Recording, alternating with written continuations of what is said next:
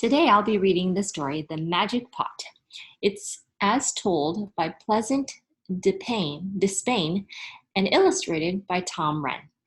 The Magic Pot. Once a poor but hard-working woodcutter was walking home from the forest with an axe strapped to his back. Suddenly, he came upon a large old pot made of brass. It was the biggest pot he had ever seen. "What a fine pot!" he exclaimed. "But how will I get it home? It's too heavy to carry. Wait, I know." He untied his shoulder strap and dropped the heavy axe into the pot.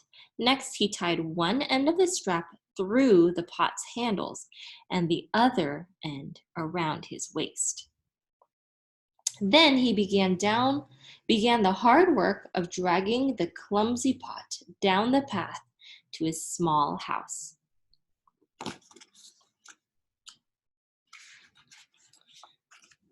The woodcutter's wife was most pleased to see the pot and said, "What a fortunate day! Husband, you found a wonderful old pot and another axe." "No, wife, I just found the pot. I had the axe before." "But there are two axes in the pot," she said. The woodcutter looked inside and was speechless. Two identical axes sat side by side.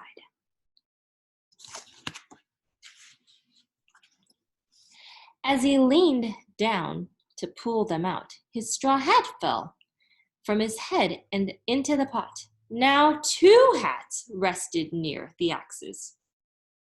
"Wife, the pot is haunted." "Or it's magical," she said happily. "Let's put tonight's dinner inside and see what happens." One dinner became 2. "Quickly," said the wife, "get our savings from the jar on the shelf." The handful of coins doubled. "It is magical," cried the woodcutter. "What shall we put in it next?" "The money, of course," said the practical wife. "Let's get rich while we can."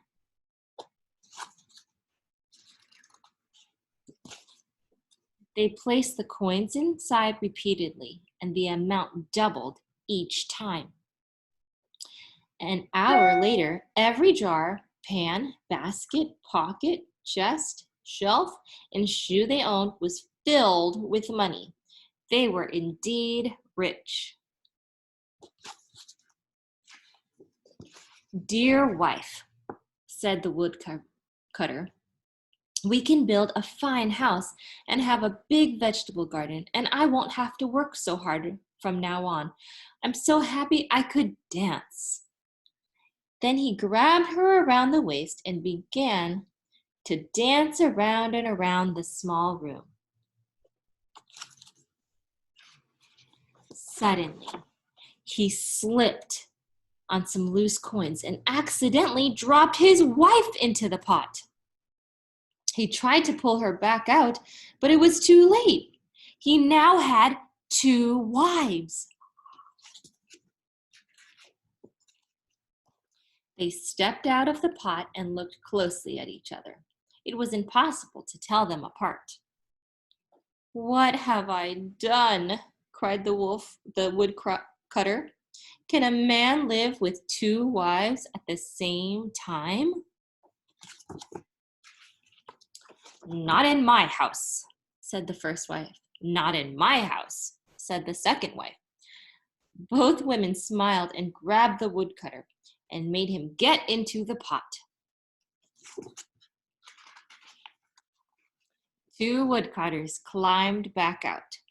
"Can 2 families live in the same house?" asked both of the men. "No," said the first wife. No, echoed the second wife. Half the money was given to the second couple, and they built an elegant house. It was right next to the first couple's fine new house.